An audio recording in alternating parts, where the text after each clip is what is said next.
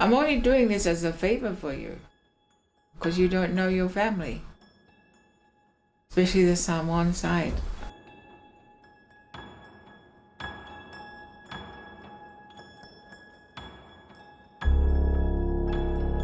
Because our childhood there is completely different from the childhood in New Zealand, or perhaps yours that in Hong Kong, where your parents have brought you up.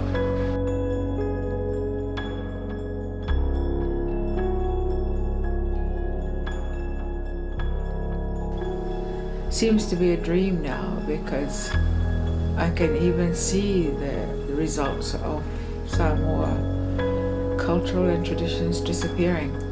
I want you to know where I come from, because I think even though a lot of it has gone, hopefully the remaining will be interesting enough to feel proud of being a Samoan, like I do. And that's the only reason why I am actually here. So I quit my job.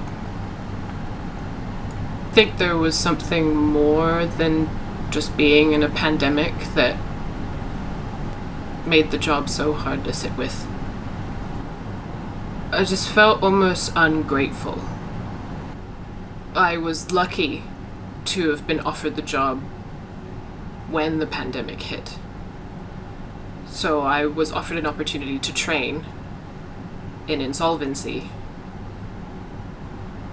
where I thought that maybe I could be the hero to save struggling businesses.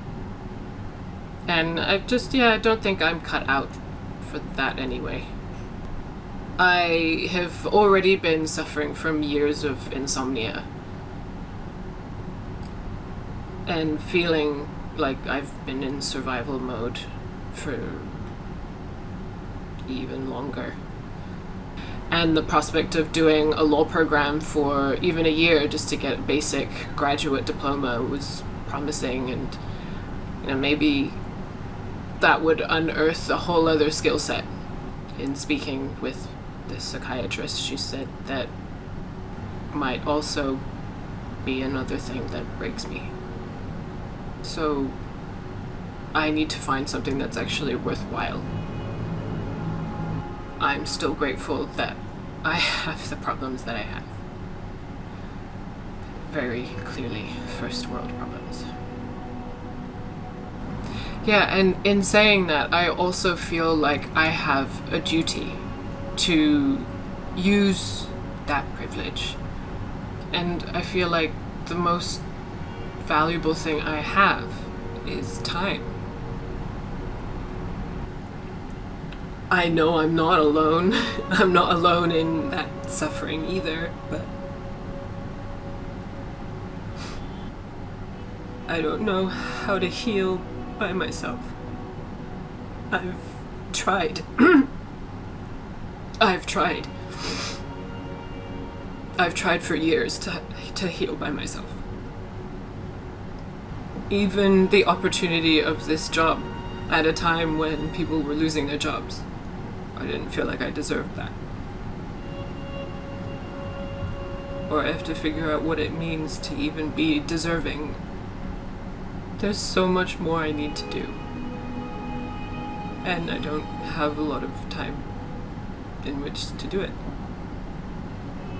Or I will never have time to do it if I don't make the time.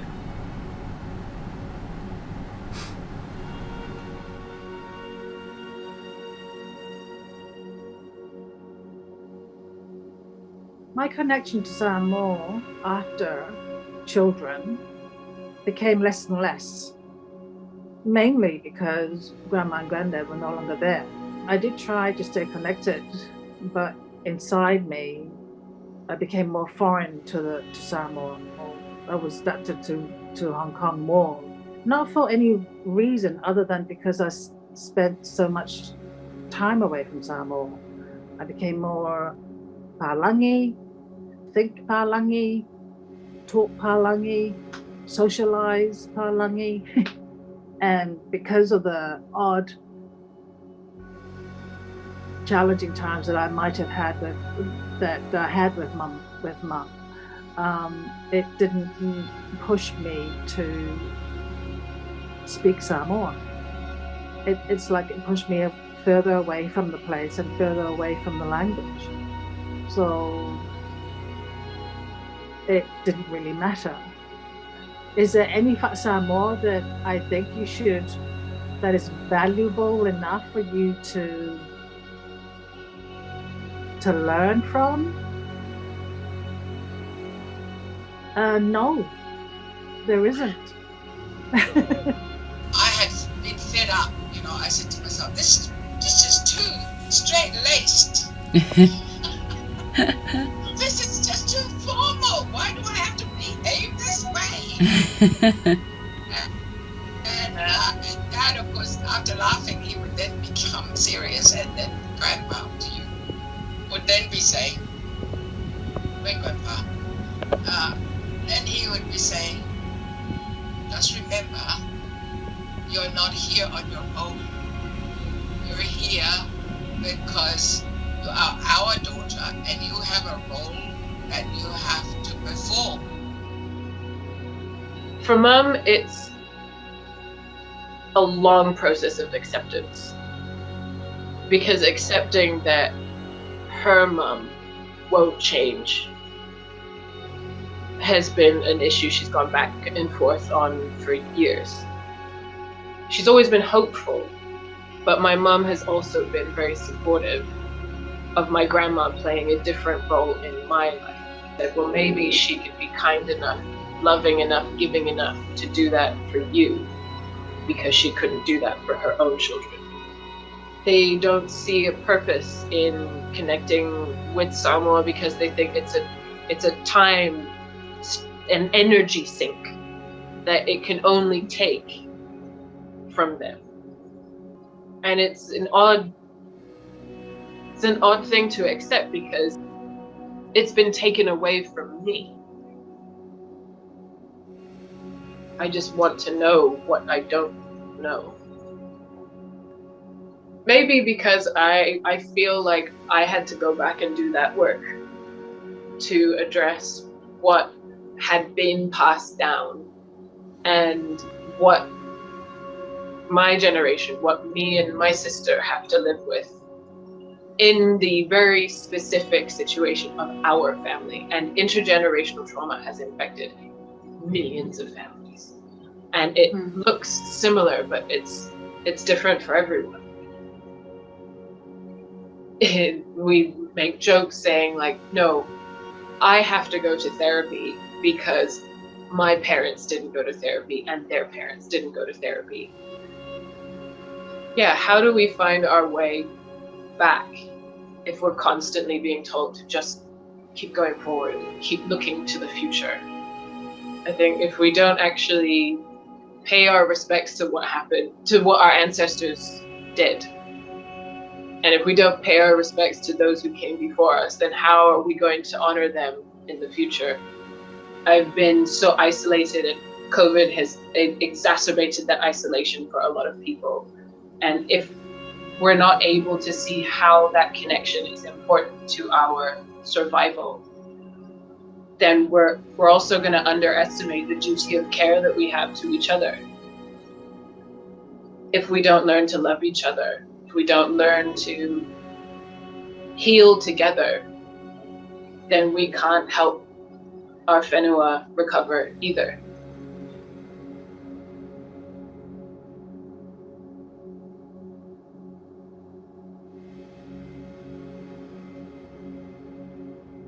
Yeah, on so many occasions over the last couple of years, those moments of alignment, always in the form of like people and relationships. Our paths have become interwoven, and we just happened to reconnect at a really pivotal time for both of us. Just hearing the karanga ring out across these crowds of Indigenous peoples from all over the world who were gathered at the convention centre in Kirikiriroa.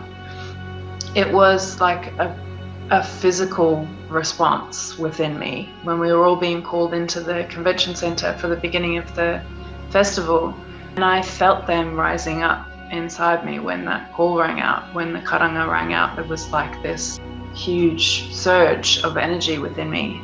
And for the whole of the festival, I was kind of incapable of speaking.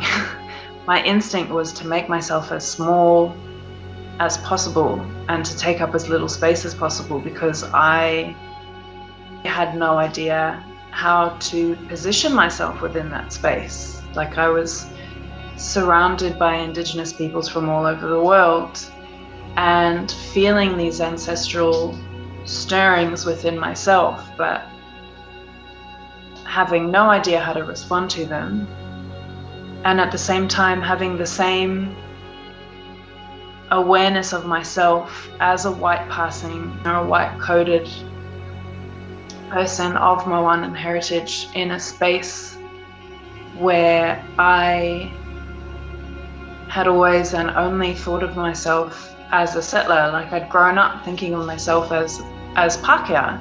I always knew about my Tongan heritage, I always knew about my Samoan heritage, but because of the way I look and because of all the privileges that I had been raised with, yeah, I almost felt disqualified from claiming that identity. And it was that kind of clash, I guess, of this kind of inexorable call or demand, I guess, of my ancestors that they be recognized and that they be honored within that space, with my own kind of sense of shame and need and desire to shrink, because I felt that I couldn't claim the right to fully stand in that space, if that makes sense. It'd be really cool to sort of host like a screening party thing, or where everyone could come over and watch it, but I'm also really nervous to be like, do you want to know where I've been for the last 3-4 months? This is what I've been doing. And then actually showing it. Well, because I think I've told a few people what we're doing, who I am or why I am the way I am. I feel like this is the most personal way of introducing yourself. Still a very new experience. It's kind of scary because it's really vulnerable. Well, I mean, we haven't even started really.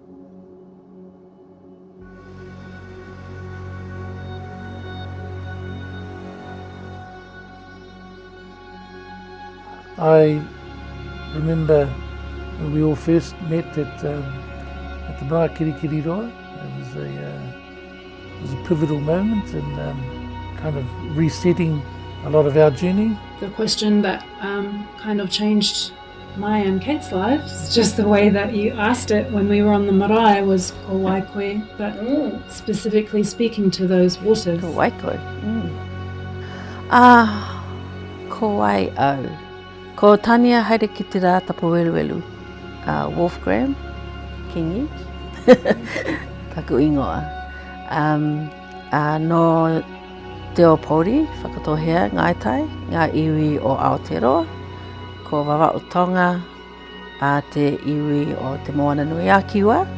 So I identify both as Māori and as Tongan. I do have some European heritage as well, so a mixed heritage and a fairly fluid and dynamic identity. Waikato tainui, raukawa, tainui te waka anō, Turanga on a couple of marae, really. And a marae is a place where essentially you're called to serve your community. Grew up in Hamilton and was immersed in fighting for Māori rights, for our language. My waters are the waters of the Pacific, the ocean of Kiva, and we are of course Kaiwai. Kaiwai were the ones that ate water. Well, that actually meant sailed across the Pacific. Really, we identify as Indigenous people, as people of Pacifica, Te Moana Nui Akiwa and Māori. And that's really a conscious choice. By that stage, I hadn't even sat with the river. I hadn't met with the river's mokopuna. I hadn't had a chance to really be with the river. And so that was what the trip for me had to be about.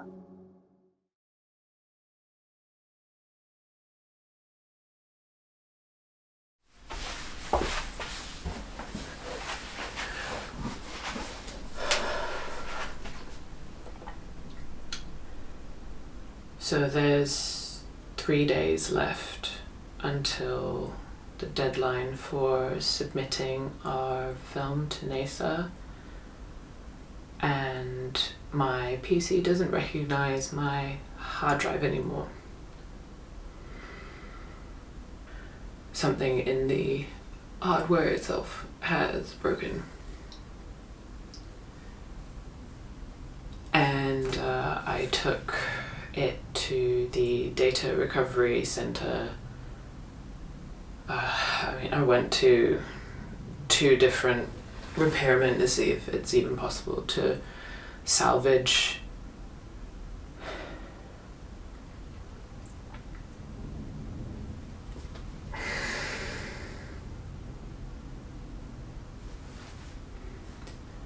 all of my work. Everything I've ever created, I had saved on that hard drive, including all of the interview footage that we'd gathered for the last 6 months. And now I don't know how much of it I'll be able to get back. I definitely don't think I'll be able to get any of it back by the time we have to submit this piece to NASA.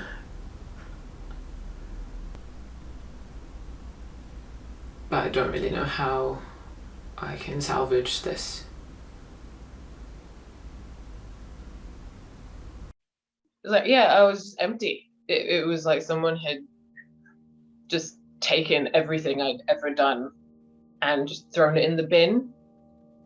It's exactly like the kind of surrender that I feel so uncomfortable with.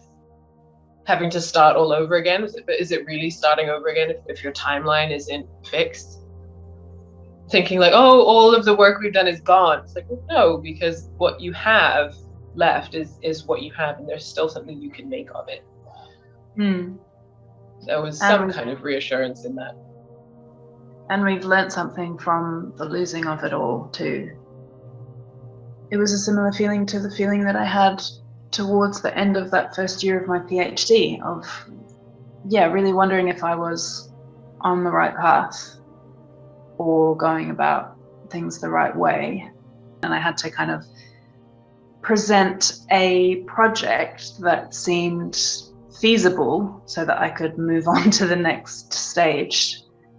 And that goal, that institutional requirement, had become more of a priority to me than actually honoring the work that I was trying to do and the relationships that were supposed to be central to that work. Ultimately, I realized that I hadn't even begun to do that work justice, which is why it was such a relief to step back. And I had a similar feeling with this as well.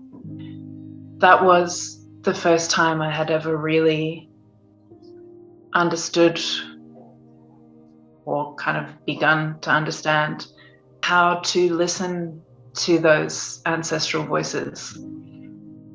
And that was something that was very much unfolding in a timeline that didn't fit into the whole PhD schedule. For a lot of the work that we do, we arrive back at just trying to decolonize time, how time is presented to us, and how we have to fall in line with colonial time is in direct opposition to what we know as Indigenous time, and how everything has a time and place. So that has a flow-on effect on everything we do. And so if you're talking about the added values that we bring to those activities, they're all affected. They're all out of sync. They're all out of joint. I think everyone's in this place of trying to discover what are the ways out of that industrial time that's really got a rap on all of us at the moment. Well, who we are is actually reflected in our language. Very much, and wā too. Malai. Space-time, and then wā and ka is us moving across space and time. Waka. So all these words are not just clues, but they actually self-identify. We truly believe that the ocean doesn't separate us; it joins us. It's our highway. It's always has been.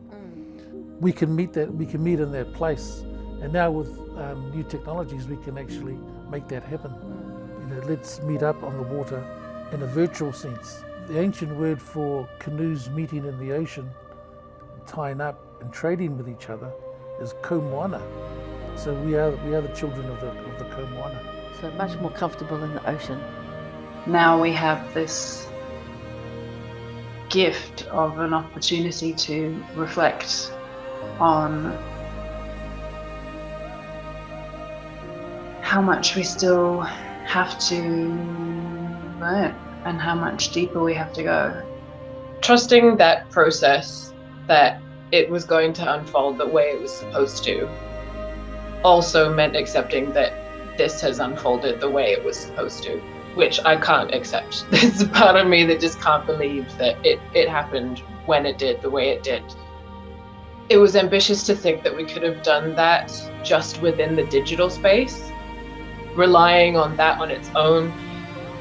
We had to not just dedicate like real tangible time to doing, which is kind of hard to do in the middle of the pandemic, but you kind of have to shed all of those preconceived ideas of how to manage your time, especially because I had started therapy this year.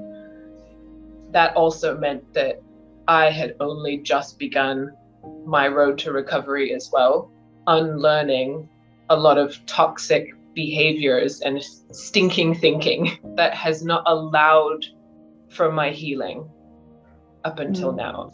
Being faced with losing everything that I I credited as being part of me, just having it just disappear like that was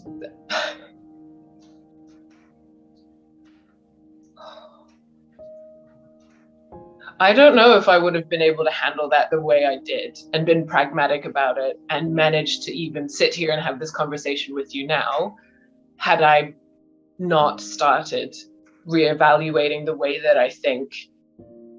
Yeah, and I can only imagine how that must feel for older generations as well, especially people of Pacifica descent whose oral tradition is so important. So, well, if you can't even remember the stories that you shared with your tupuna and your ainga and can't introduce yourself, then does that identity die with you? You know, if you don't prioritize your mental health will deteriorate with you. You must be so careful of everything that you do because that is reinforced up here long after the experience is gone. So the irony of this piece being about ancestral connections, reconnecting and learning how to be in connection with them, and then me almost entirely not being in connection with my grandma, to expect her generation to be as connected to technology as mine was also overly ambitious. I think it didn't help that she had lost her sister in February as well. Understandably, has taken her months to grieve. I can't force her to care about what it is I'm trying to do if she's still mourning. So she told me it'd be really important for me to actually come and spend time with her and then maybe go to Samoa together so that we can visit. the burial site. And until then, I hear that she cries every night. We kind of conceive of diaspora so much in terms of physical separation, but I'm experiencing this return as not just a matter of physical return, but it's also like a return spiritually to a mode of being and a way of being in the world that has been repressed within my own being by so many generations of colonial erasure and diaspora. Of course, there's a really deep desire to set foot on that whanua again, on those lands that have carried my ancestors through so many generations and through so much. But I also feel like that return to understanding myself as a relational being, it has necessitated learning deeper ways of being in solidarity and in relationship with the lands and waters that hold me here, that are not my ancestral waters. And all of my lineages have come through Aotearoa, be they Moanan or Pākehā or Scottish. And so before returning to my physical ancestral waters within the Moana, it makes sense that I would be called to, I guess, reactivate those kind of currents of connection, attending to that multiplicity as well of being an embodiment of both colonized and colonizer, learning to be accountable to and for the many waters that make us up and that hold us in relation to others. Recognizing that white passing privilege and also being here as tauiwi, my presence on this whenua today is prefigured by the violent and ongoing colonization of Māori lands and waters. When you talk about diaspora, there might be some kind of physical disconnection from place, but you can never break a connection to Papatūānuku or Rangi. You're still in a relationship to everybody. And she's always waiting. If it takes 1, 2, 3 or 4 generations, you can always reconnect. When we karanga, when we call you onto our marae, we are calling you and your whakapapa. And everyone behind you. What it means to be the embodiment of so much that has come before you and so much that is around you, that supports you, that nourishes you, that sustains you.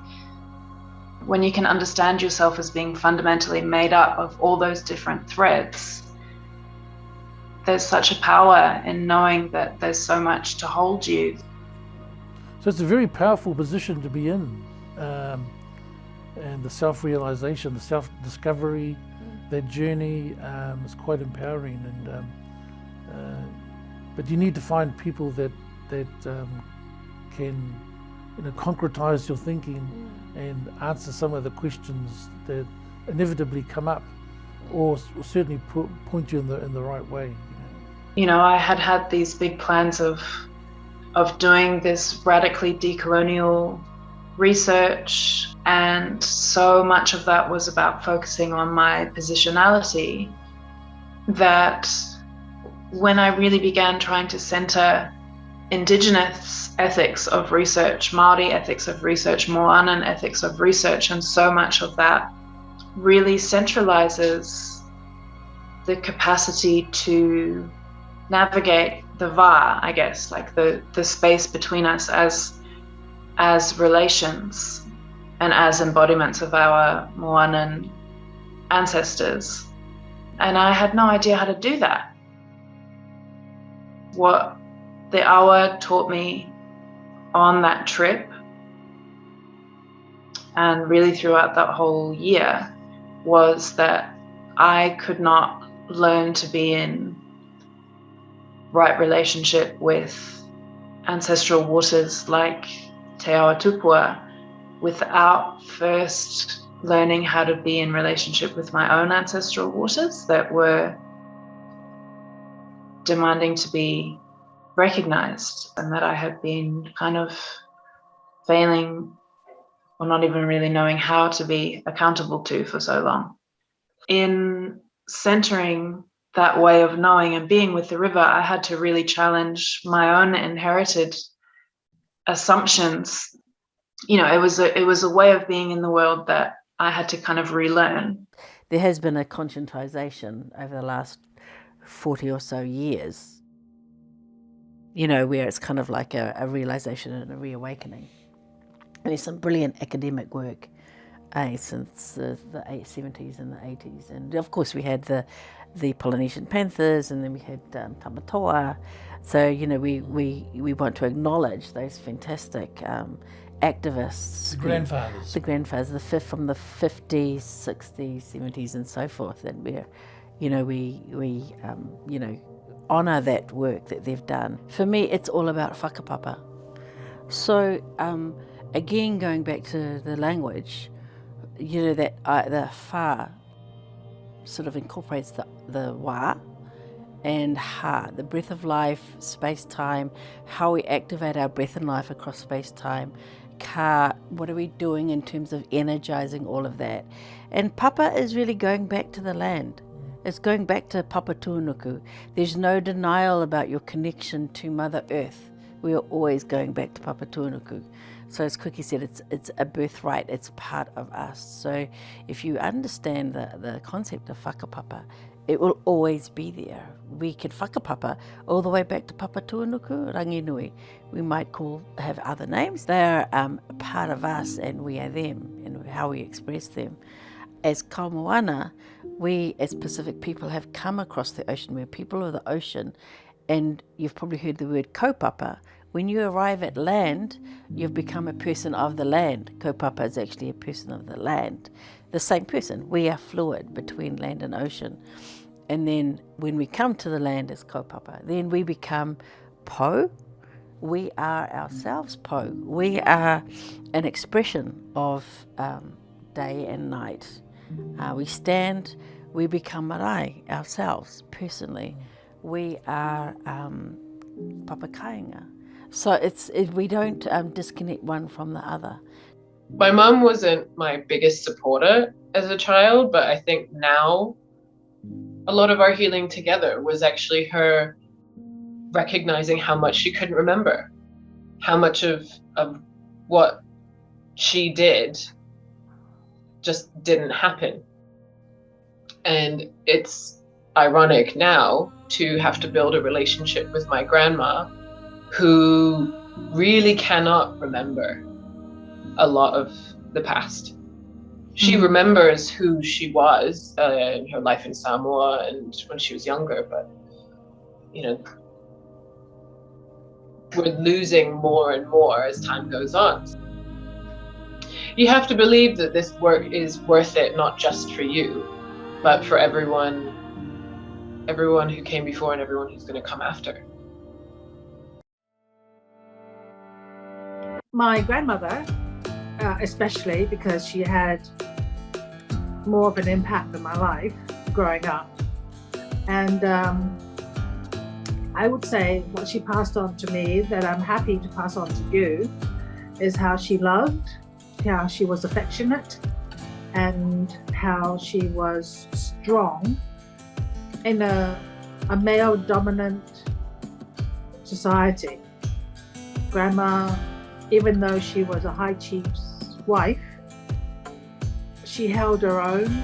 She, was strong. No matter how flawed or flawless you are loved, you are family, and you are everything to her. It's my grandma's 80th birthday in September as well. I do feel a greater sense of urgency to go to her and to just be with her. So yeah, it'd be nice to actually be there and celebrate with her. I've enjoyed knowing other countries, but the closest to my heart, or the dearest to my heart, is Samoa. And it will never change until I die. Sometime or other in your life, you're going to find out. and ask yourself, who am I? Where do I come from? Who can I go to now? Where is my bloodline? People that actually are from the same bloodline. You have something in common with them. It's interesting, perhaps for you guys who are my granddaughters and grandsons, because I'm not anything other than a Samoan.